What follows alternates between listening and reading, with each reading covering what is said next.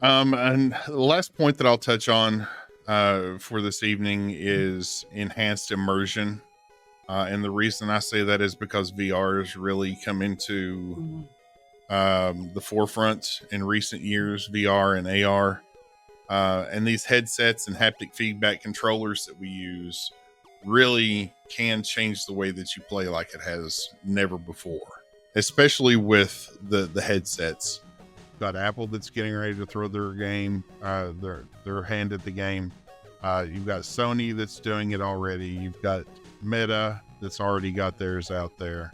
Microsoft just talked about it. I don't see them doing it, but it's something that's very attainable now with the price points that we see. They're no longer thousands of dollars for these VR headsets, and you can get a very good wireless experience of them now. You don't have to be tethered to a PC. Now, if I'm not mistaken, the new PlayStation VR, you still have to be tethered to that console. It's not completely wireless, but for PC, you have that option to tether it and get a better experience, higher frame rates, higher resolution, or not, just for the convenience factor of not even having to put up the sensors with the new Quest. All the head tracking's built into the headset, all the motion tracking's built into the headset and the controllers. So those are some things to consider whenever it comes to peripherals, because that's basically what it is, with the especially for the PC. It can be considered more of a peripheral than a lot of people would think, because you still have the ability to do one or the other. Yeah. And games are getting better for VR. They were lackluster at first. So you've got AAA titles now that are starting to support those. So keep an eye out for that. And with those peripherals, there comes peripherals for the peripherals.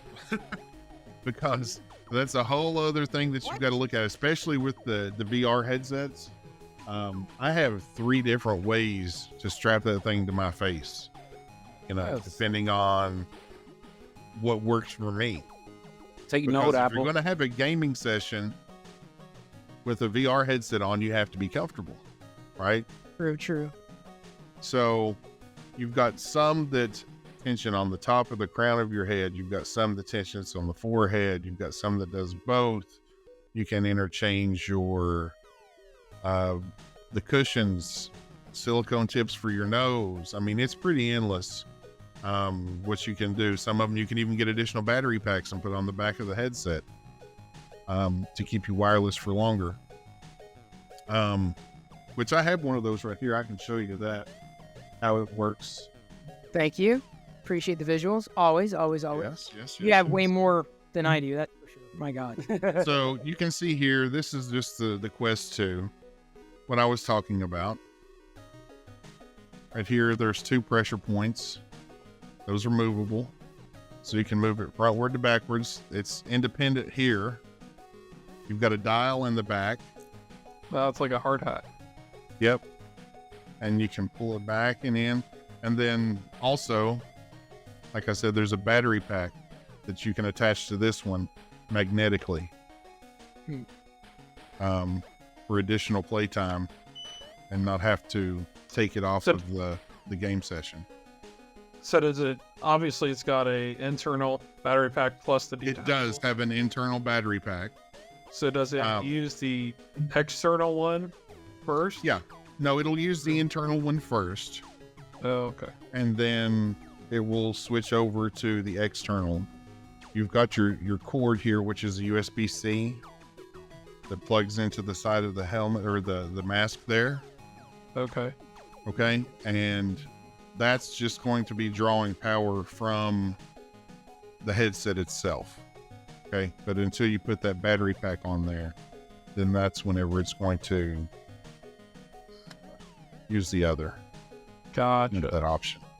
So whenever you're you're playing, and if it's not charged up, then you're ready to go, because it's magnetic back here,